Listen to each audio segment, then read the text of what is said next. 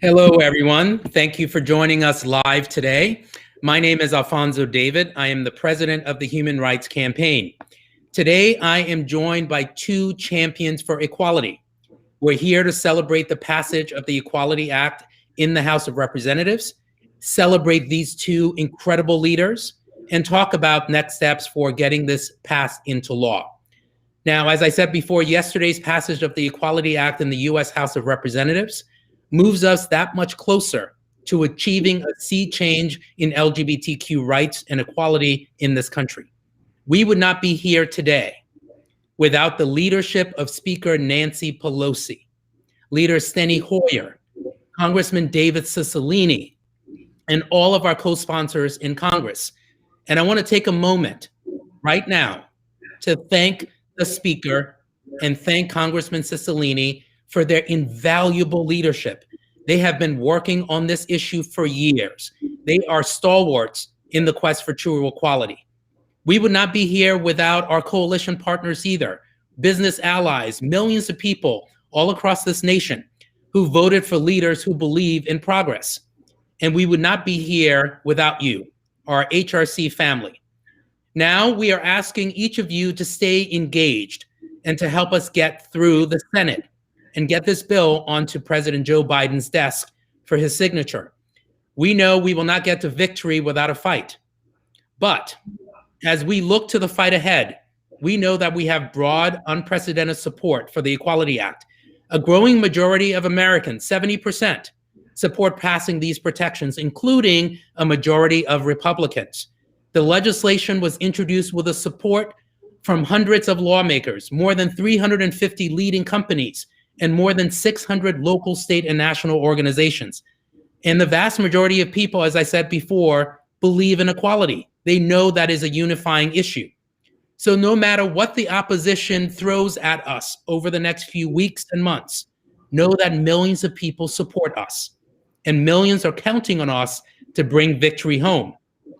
Over the past few years, all of you have fought fiercely to stop Donald Trump and save our democracy. Now we must fight fiercely to make our democracy one where equality is truly the law of the land. So again, today I'm asking you just to be strong advocates for the Equality Act, whether it be on social media with your representatives, with your family, or your friends. And I'm asking you to stay involved in the fight. So now I would ask Speaker Nancy Pelosi and Congressman David Cicilline to join me. And I have to just start off again by saying thank you, thank you, thank you from the bottom of our hearts for everything that you've done. And this is not only the Equality Act, from the earliest days of the AIDS epidemic to repealing Don't Ask, Don't Tell, to passing hate crimes law.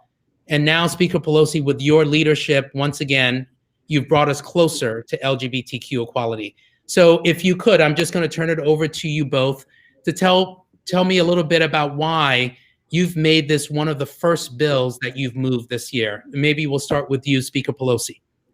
Well, thank you very much, Alfonso, for your great leadership. We're all so proud of you.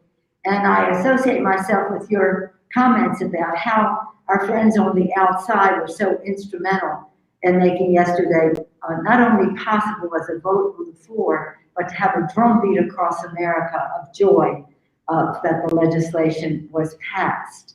I'm honored to be here with you and with Congresswoman David Cicilline, who, again, persistence, excellence, just advocacy of the first magnitude, just never going away until the job was done.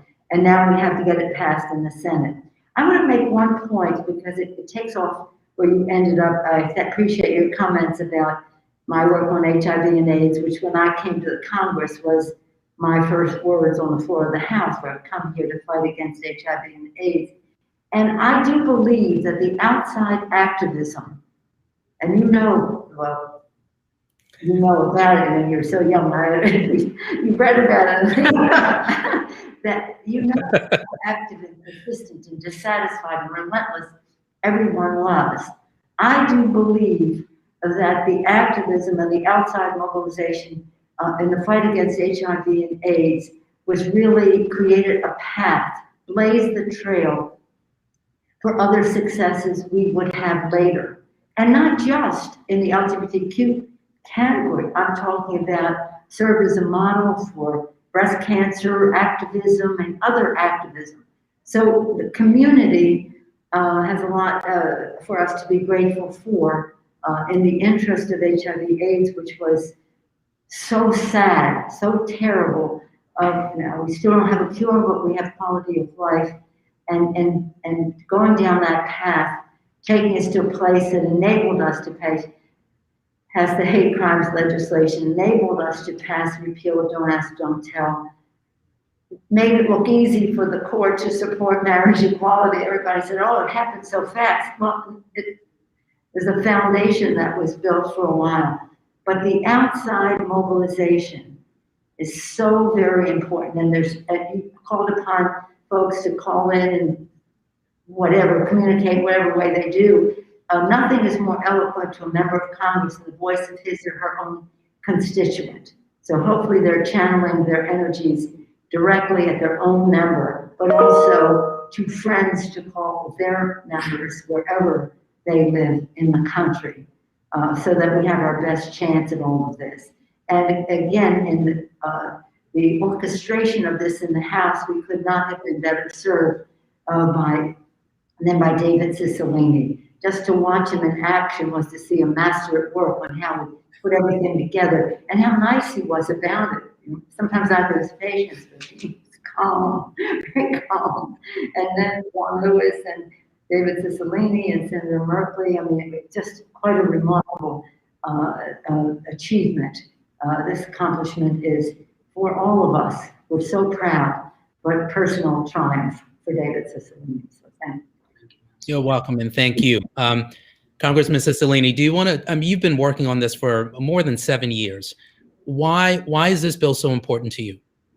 Well, first let me say, Alfonso, thank you to HRC, because as the speaker said, we've moved public opinion so dramatically over the last several years on the issue of equality for our community. As you said, over 70% of Americans, Republicans, Democrats, Independents support anti-discrimination legislation.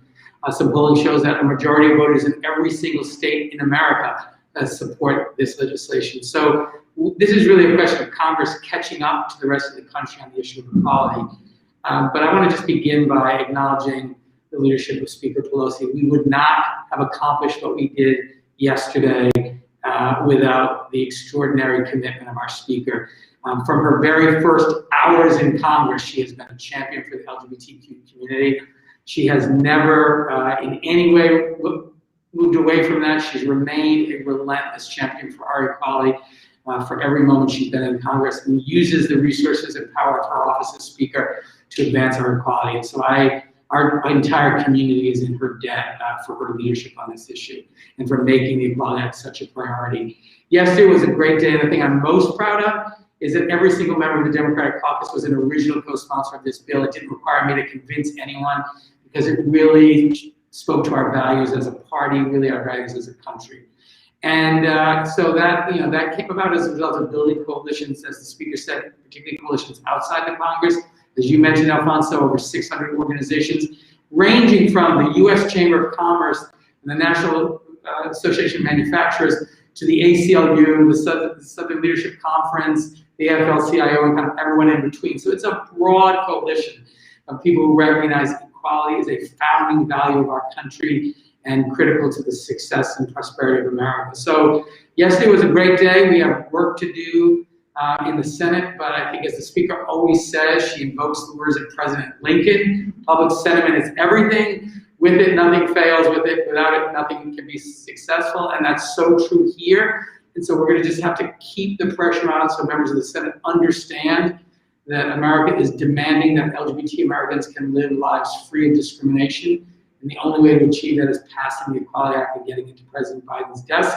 What's different now is we have a president who strongly supports the Equality Act, is committed to making it happen, and a Senate now in Democratic hands. So the prospects for success are real. We have work ahead, but HRC, I know, is going to be an important part of that. Speaker Pelosi, I want to just ask you a question about the caucus itself. Now, this year, we have a larger than ever contingent of openly LGBTQ Congress members. And a lot of people don't know this, but we have quite a few representatives whose children or siblings are openly LGBTQ as well. Can you just talk a little bit about how this dynamic has helped shape discussions in the caucus? Well, thank you, Alfonso, for recognizing the beautiful additions that we have to the Congress over time, growing our number, and not just in terms of individual members, but their families.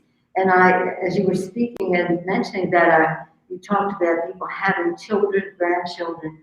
On TV this morning, one of our colleagues talked about her mother. They asked her, what is this mean to her? And she talked about her mother, Lisa Slotkin. She talked about her mother coming out, but at a time before all of this. So when she was on her dying days, her life partner could not be there except for the fact that she had, there were nice medical professionals there who let her in. But that pointed out to her the need for legislation like this for so many reasons. But she talked about her own mother, showed her mother's picture. Imagine, we talk about our children, our grandchildren who are thinking in a whole new world of things, but she talked about her mother. And that personal experience, of course, is what people are enjoying across the country. And I think that people are more ready to accept legislation that respects everyone in our country. And that's what's so thrilling about it. And that's why when you're talking about your pals outside and the different groups, et cetera, as well as the members of Human Rights Campaign, that drumbeat is so very, very important. And to your original question to all of this, because this is up early for us because it's fundamental to us. We just want to stipulate as a fact that there is no discrimination, that this isn't about tolerance, as I say frequently. It's not about tolerance, forget that condescending word. It's about respect, it's about taking pride, and we want to show right from the start of this Congress and the session that we take pride, but we insist that the discrimination end. And I just want to say, in response to that question, all of the co-chairs of the Equality Caucus, all the 9 LGBTQ members in Congress have been great champions of the equality. This is their victory as much as anyone's. And in part, not only because of the work they've done to advocate, but because of sharing their own personal stories.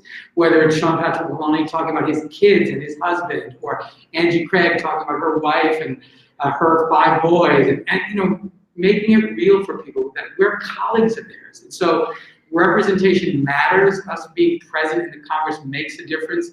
We work hard to grow our ranks, and we're proud to be in a caucus that welcomes us and values us and respects us as human beings and is in this fight with us for our full equality in this country. Now, you both have alluded to this in terms of the progress that we've made. We've certainly seen the landscape for LGBTQ equality change so much over the last decade.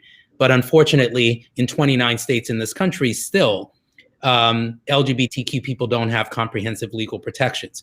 Yes, we've won marriage equality. Yes, we've reversed the transgender service ban. And now we've just taken such an historic step towards passing the Equality Act. Speaker Pelosi, maybe I can just ask you, what are your next priorities that you would like to share with us? In return, well, first we want to pass this bill. And just following up on your previous question and David's response to it, when we passed Don't Ask, Don't Tell, that we tribute, President Obama was just so, and now President Biden were so instrumental in making that happen. And of course, we had to pass it as an act of Congress. So in that case, but earlier to the hate crimes bill, we were able to succeed. Matthew Shepard's parents came and they helped advocate for it. But Barney Frank telling his personal story and telling members what this meant to him So as David said, when members share their story and tell colleagues what this means to them, it is so compelling, so eloquent. They not only win a vote, they get another advocate for the cause. We take great pride in the work that we have done, but we do know that even in terms of the repeal of Don't Ask, Don't Tell, we have a lot of work to do in the military. Thank God, what's his name is gone, and we can reverse some of the terrible policies that were not only keeping in, but taking over in the DOD in terms of the participation of trans in the military. But we have issues about LGBTQ families on reservations, addressing past other than honorable discharges from the military. We listen to the community and prioritize how we can get some things done, whether it is by executive action, but more, if it's more necessary, by legislative action. And it's not just individual bills, but how we impact the defense bill and other legislation so that we are always making progress, but listening to the priorities of the community. And there are a large number of things that we still have to do in that regard. Well, I mean, as you say that, I think, Speaker and Congressman, I think about some of the bad faith anti-equality legislators and what they're doing to try to attack our community to score political points. We've said this now 2 or 3 times that the majority of people in this country support the Equality Act. Do you see, what do you see changing in the future, and what kind of cultural change do you think we still need to make to help you do your jobs better as it relates to addressing the anti-equality, bad faith rhetoric that we're seeing, not only as it relates to the Equality Act, but also with respect to LGBTQ equality generally? Well, I think, Alfonso, one of the things that's important to understand is there's a lot of misinformation that the opponents of the Equality Act promote.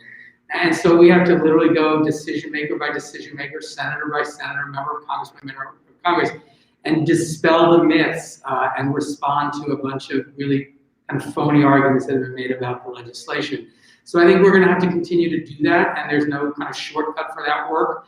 But I do think the other thing that you mentioned that is important to remind people, because one of the biggest challenges we face with the Equality Act is people already think it's the law of the land.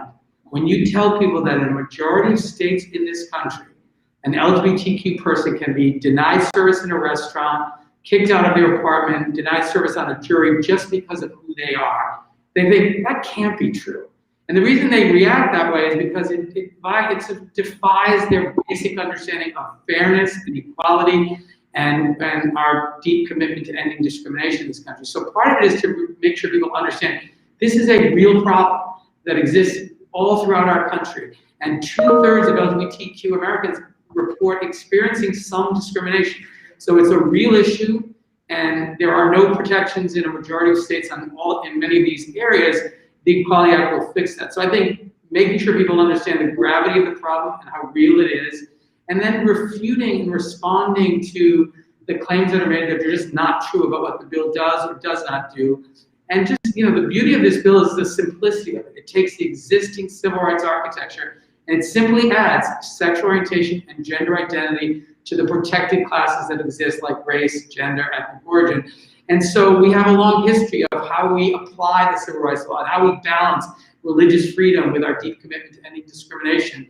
And all of that is in place, and the Equality Act doesn't change any of that, but we have to be sure that we're making our case and responding very forcefully to the misrepresentations about the bill. We also have to remain calm, as I said. I was so unhappy for a joyous day to hear some of the things that our colleagues were saying across the aisle. It was so awful. It was so awful. And Sean Patrick Maloney was presiding for much of it, Angie Craig also, so we were very proud of that. But Sean was telling me last night that just to be in that chair and hear people saying that on the floor of the House, and you would think they would be out of order, but the way the rules are, they can say what they say. If we say that that's a horrible thing for you to say, our words would be out of order. People criticizing their freedom of speech. But nonetheless, I think to your point, Alfonso, that this has to almost become, I don't want to say irrelevant because it's a source of great pride to us, but it shouldn't be a factor in any decision that people make in a negative way. And the accomplishment that David Cicilline has been successful in achieving is that the opening up the Civil Rights Act is something that is very hard to do.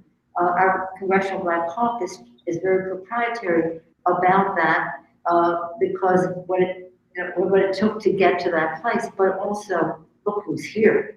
What could they cook up in a majority situation? So for them, again, John Lewis weighed in very heavily on, with the two of them weighed in very heavily, LGBTQ, David Cicilline, Congressional Black Caucus, John Lewis, to show a path. John to say the time is now, we all are all the same family, all live in the same town.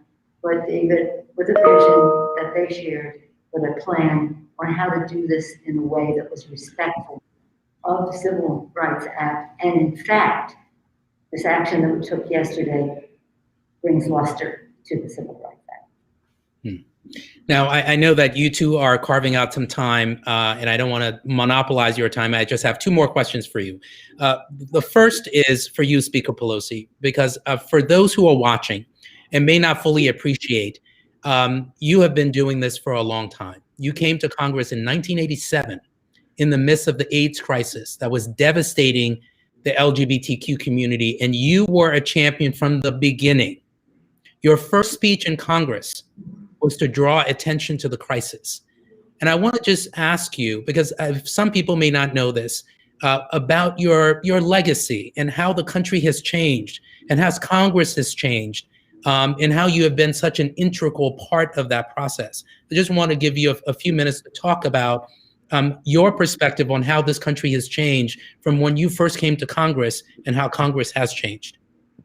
Well, I appreciate you saying that. And one way Congress has changed has improved enormously by the increased number of LGBTQ members of Congress, especially now in the new class, further invigorated by that. But one of the things that struck me when I came that is different now is when I went to the floor and spoke about, I said I came to fight against HIV and AIDS. When I left the floor, members said to me, "Why did you do that? Why did you say that?" I said I came to fight because that's why I came. And they said, "Why would you want that to be the first thing that anybody knows about you in this Congress?" These were Democratic members, people I know. And not that they were themselves discriminating against LGBT, but that's how they perceive the Congress to be. Why would you have your first words on this floor describing your purpose here in that way? So I said it because that was my purpose. But what it told me was that there were, for some, not those people exactly, but a stigma to all of this. Of course, in San Francisco, we had a very loving kind of situation. And so to hear them say that to me, I thought, well, we not only have to get money for community-based research, prevention, and care, we have to fight the discrimination of it all. I wouldn't be surprised by it in the Reagan White House when they would barely even admit it.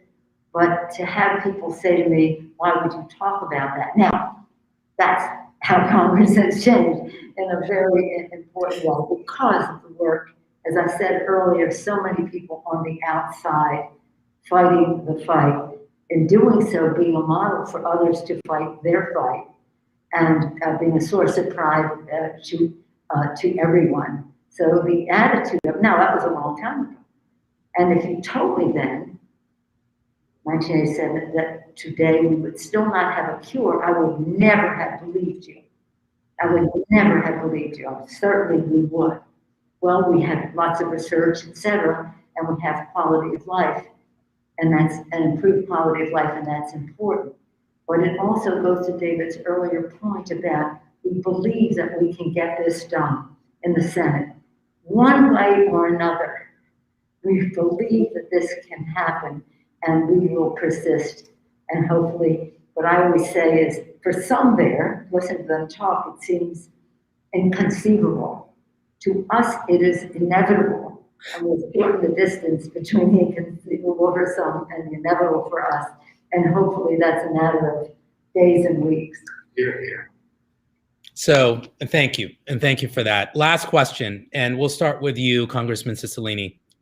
You have many, many members of the Human Rights Campaign across the country listening in right now. And after we finish, we will be sharing this with millions of members of the Human Rights Campaign who care deeply about the future of our nation. Is there a closing message you would like to share about our shared fights for equality for all Americans, or anything else you would like to share with the viewers that are watching? Yes, thank you for being part of the HRC family, because this is an organization that has been a critical partner in our fight. But my message is a simple one. If you look at the history of civil rights in this country, it has always come about as a result of people fighting and demanding equality. And we as a community and our allies and our family and our friends all need to be in this fight. This is a critical moment when we've made a significant step forward by passing the Equality Act in the House. Our next challenge is in the Senate, and it's going to require the deep, active engagement of everyone who cares about this issue. And as the speaker said, it means that senators hear from their constituents, from their families of their constituents, that this is a priority. And the more that people will engage in this, the more likely we are to get passage in the Senate, and the quicker we are to live in a country where once and for all members of the LGBTQ community can live lives free of discrimination. So my message is simple. Stay engaged, deepen your engagement, expand the people that are helping you advocate on behalf of our equality, and success is assured if we do that. Thank you. And Speaker Pelosi, you have the last word. Is there a closing message you would like to share? I'd just like to associate myself with David's remarks to say to the community, know your power. Know your power. You can make this happen, and it's going to make a tremendous difference in the lives, not just of the LGBTQ community, but for all of America, to make us more American. So know your power. Weigh in with these folks. That's our immediate message. But as we say in my community in San Francisco, we take such pride, and I know that each of you takes pride in who you are. But right now, we have the urgency of you realizing your power, acting upon it to get the job done. And I thank the Human Rights Campaign. I'll tell you this one story. When the Human Rights Campaign first started, now we're going back decades, right? We had, there was smaller groups than there is now.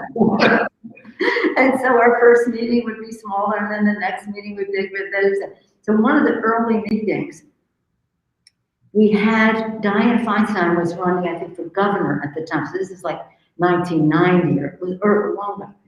And they gave Dianne a $5,000 check. Wow! Gave Dianne a $5,000 check. And they gave me a dish of chocolate mousse. And I love chocolate, but that check was dazzling. They were saying, well, you're our family. We don't need money. Well, we gave you what you like, a dish of chocolate mousse. Well, the Human Rights Campaign has come a long way since then, and you have made a tremendous difference in electing people who share your values, and hopefully that as across party lines and the rest, I know it is, but also to have enhanced the Congress so much with the beautiful participation of the LGBTQ community in the Congress of the United States. Our country is much better off because of that. Thank you, Human Rights Campaign. Thank you, Alfonso David, for your Thank you. Thank you both. Thank you, Speaker Nancy Pelosi. Thank you, Congressman David Cicilline. To all those who are watching, we are fighting to ensure that our families are treated with equality, that we're treated with fairness. We have now passed this piece of legislation through the House of Representatives. Now the time is to turn up the heat on the Senate. If you're already signed up for HRC's alerts on equality text, please text Equality Act to 472-472 right now, and we'll keep you posted on the bill's progress. We will also help you get connected directly to your senator's office so you can tell them that you support this bill. It's an important piece of civil rights legislation, and we hope you will continue to support our efforts to make sure that it becomes law. Thank you again for joining us, and have a great day.